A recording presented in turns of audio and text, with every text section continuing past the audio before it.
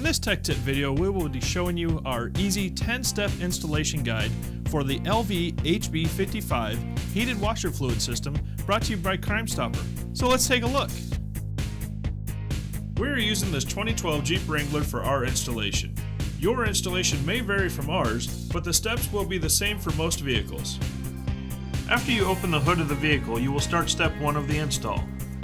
You will need to locate the battery, the washer fluid hose, which is the hose that connects the washer fluid reservoir to the nozzles, and also a spot to mount the main system component, which brings us to our second step, finding a good mounting location. One of the greatest features of this system is its flexibility in mounting, as it has the ability to be mounted in any direction. We, however, decided to go with a different mounting option for 2 reasons. First, we were able to utilize the OEM bolt to mount the system with our custom fabricated bracket. Secondly, just below the OEM bolt we are using to mount the system, there is an OEM grounding point for the vehicle. This brings us to our third step, running the wire for the system. The first part of this step is to remove the fuse from the fuse holder.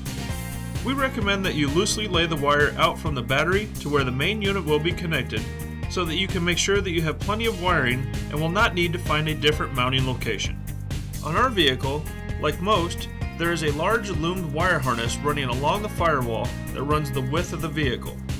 This is a great guide to use when running wires from one side to the other. Here you can see the OEM grounding point that we will be using to ground our system.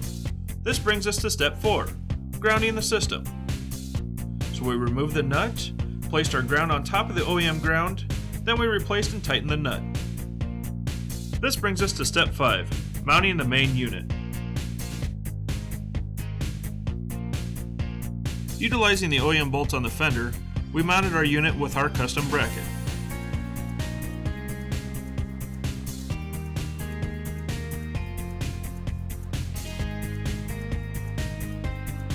Now that the unit is mounted, this brings us to step 6, splicing the washer fluid hose. After following the hose where it connects to the nozzles, we were able to find the best place to cut it was right next to the main unit. We then allowed ourselves about 2 inches of slack and then cut the hose in half. Taking the extra slack, we then cut a piece of the hose about 2 inches long. This will become apparent why in the next step. Step 7.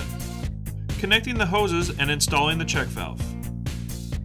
Place the part of the hose coming from the washer fluid reservoir on the closest port of the main unit. Once you have the first hose on, grab the check valve.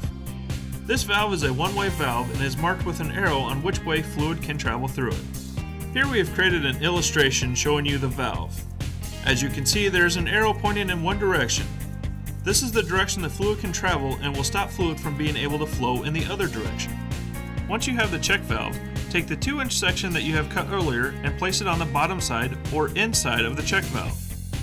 Now you will be able to connect the hose that leads to the nozzles to the open end of the check valve. As you can see, just past the yellow cap at the bottom of the video, the power is not connected to the system yet. This brings us to step 8, connecting the power. We know that the connection has not been made to the battery or the main unit and that the fuse is not installed, so now we can connect the ring terminal to the battery. On the Jeep we are working on, the battery has many mounting points. Your vehicle's battery may or may not have this option. Once you have the battery connected, you can move on to the next step.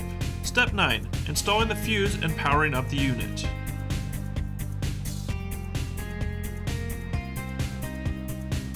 After the fuse is installed, connect the main power connector to the main unit. With that completed, you can then secure the fuse and the power wire using the supplied zip ties. After everything is secure, you can then shut the hood and complete the final step. Step 10, testing the system. The LV-HB55 heated washer fluid system will remain off until you start your vehicle. The first time you start the system, you will need to activate the windshield washer fluid system until you have a steady stream of fluid coming up from the nozzles. After the system is primed, 40 seconds later the fluid should be up to temperature, about 140 degrees, and you should be able to activate the windshield washer fluid system again, and you'll have warm fluid coming from the nozzles. Thank you for watching our CrimeStopper technical video. Be sure to check out our website at crimestopper.com, where we have all of our latest tech tip and product showcase videos. Don't forget to like us on Facebook, as well as follow us on Twitter to get the most up-to-date information on CrimeStopper. Once again, thanks for watching, and we'll see you next time.